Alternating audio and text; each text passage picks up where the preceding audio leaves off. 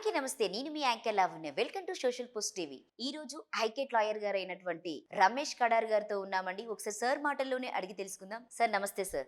నమస్కారం. ఎలా ఉన్నారు సార్? బాగున్నామండి. ఈ రోజు మీతో ఒక మంచి సబ్జెక్ట్ డిస్కషన్ చేద్దాం అనుకున్నాం. సార్ ఇది లోకాయుక్త ఆఫీస్ ఎక్కడ ఉంది సార్?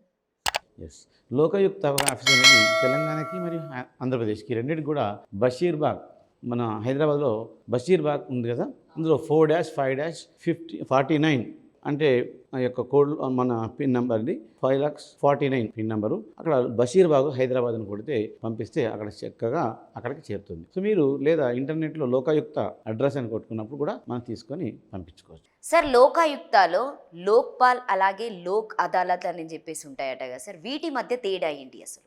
ఓకే, లోకాయుక్త, లోక్పాల్, లోక్ అదాలత్ ఈ మూడు కూడా వాయిస్ ఒకే రకంగా ఉంటాయి. అవును.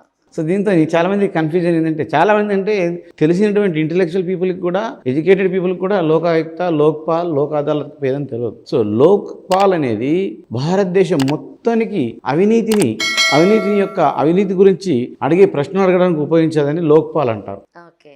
సో మనము అన్నా హజారే 2013-12లో మనకు లోక్పాల్ అనేది ఉంది. అది 1964 సంవత్సరం నుంచి ప్రయత్నిస్తే మన 2013 సంవత్సరంలో మనకు లోక్పాల్ బిల్లు అమలైంది. మనకు తెలుసు అది అంటే భారతదేశంలో మొత్తంలో ఉన్నటువంటి అంటే అవినీతిని ప్రశ్నించడానికి ఉపయోగించేదాన్ని లోక్పాల్ అంటారు.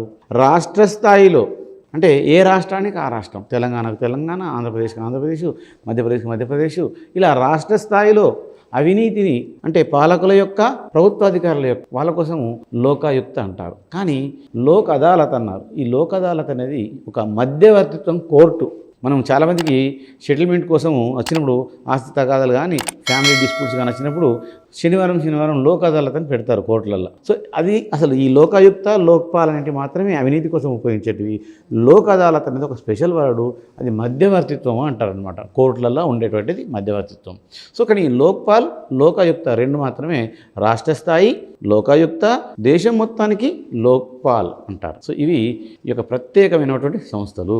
వీటి ద్వారా మీకు ఎలాంటి కష్టం వచ్చినా, ప్రభుత్వ సంస్థలు ఏ విధంగా పనిచేయకపోయినా, ఎవరైనా అవినీతికి మయమైనా, కాంట్రాక్టర్లు అడ్డంగా దోచుకున్నా, లేదా ఎవ్వరు కూడా మీ ఊర్లో సర్పంచ్ సరిగా పనిచేయకపోయినా, అవినీతి పాల్పడినా, లేదా దుర్వినియోగం చేసినా, ఎవరైనా అంటే విఆర్ఓ కానీ, విఆర్ఏ కానీ, సర్పంచ్ కానీ, ఎంఆర్ఓ కానీ, ఈవెన్ యూనివర్సిటీలలో వైస్ ఛాన్సలర్లు కానీ, రిజిస్టర్లు కానీ, అంటే ప్రభుత్వాధికారులు ఎవరైనా కానీ మీరు ఒక లోకాయుక్త ద్వారా మీ సమస్యను తీర్చుకోవడానికి చాలా మంచి అవకాశం ఉంది.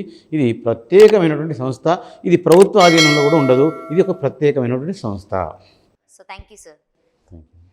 సో ఓకేనండి, ఈ వీడియో కనుక మీకు నచ్చితే లైక్ చేయండి, షేర్ చేయండి, కామెంట్ చేయండి. Thank you.